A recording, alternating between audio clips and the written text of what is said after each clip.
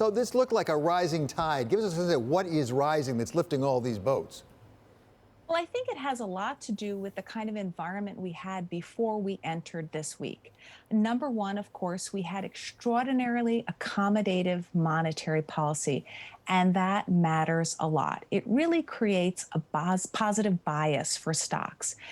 And then, of course, we got news in the fourth quarter of the development of multiple vaccines that were highly effective at protecting against COVID-19.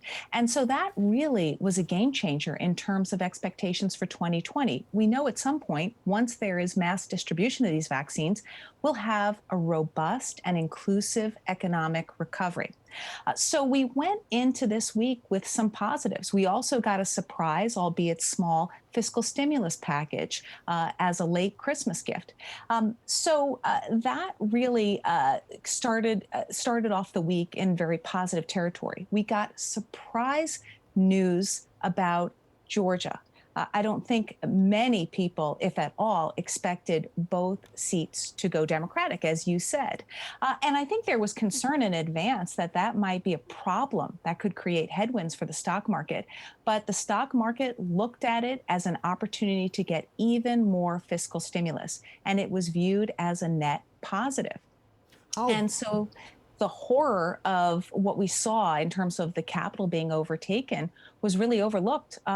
Stocks had blinders on, and we're just looking ahead to what looks like a very attractive recovery. So if that's attractive, that recovery, because of the combination, as you say, of vaccines plus accommodative monetary policy and more stimulus, which sectors does that benefit more? Where should people be looking to put their money as opposed to other places? Well, the more powerful the factors are, the more powerful the catalysts are for economic growth, the more robust the recovery, and that suggests a more powerful rotation towards cyclicals.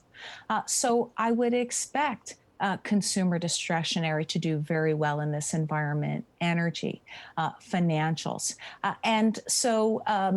Having said that, though, I think many of the trends that accelerated during the pandemic are likely to hold, and that should continue to benefit technology. So I think we can see something of a barbell.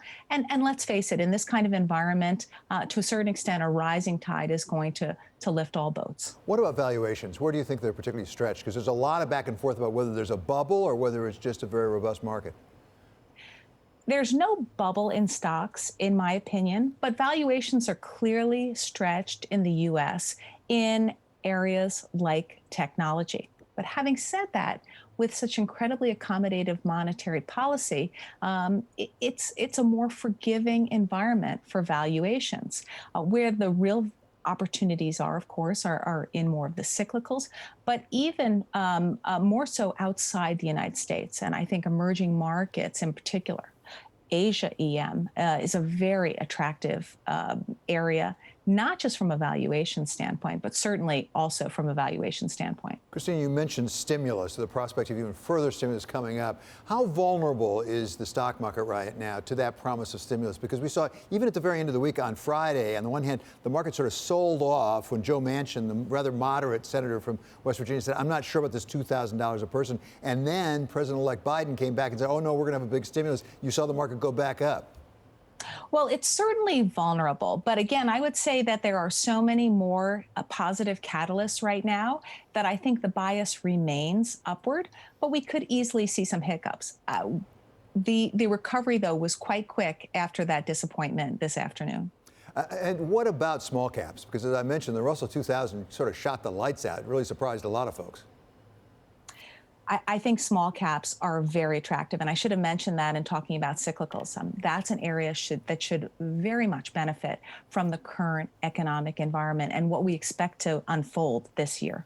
Where should investors be cautious right now? Be careful. Treasuries. and to a greater extent, I think we should make sure that our exposure to the U.S. is in check. Certainly, we want to have an adequate exposure to the U.S., but there are many opportunities outside the U.S. And again, I can't stress enough how attractive Asia EM looks right now. Did the U.S. hurt itself as a country to invest in with what happened, that shocking incident with the attack on the Capitol, or is that just a passing cloud? That is a passing cloud. And let's face it, democracy survived this challenge. And I think what we have to look forward to is probably a greater embracing of democracy going forward and a strengthening.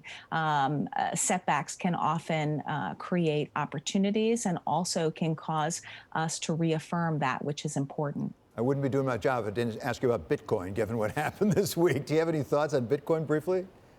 Well, actually, that should have been my answer to the question about bubbles, because I do think that Bitcoin valuation is very high. I know that there's a lot of excitement around it, but we've seen this before in just the last few years. So I do expect that Bitcoin will disappoint many this year.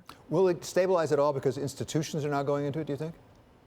Well, I certainly think that is a positive factor for Bitcoin, but there is also just a mass frenzy beyond the institutions, and so that usually seems a little like tulip mania.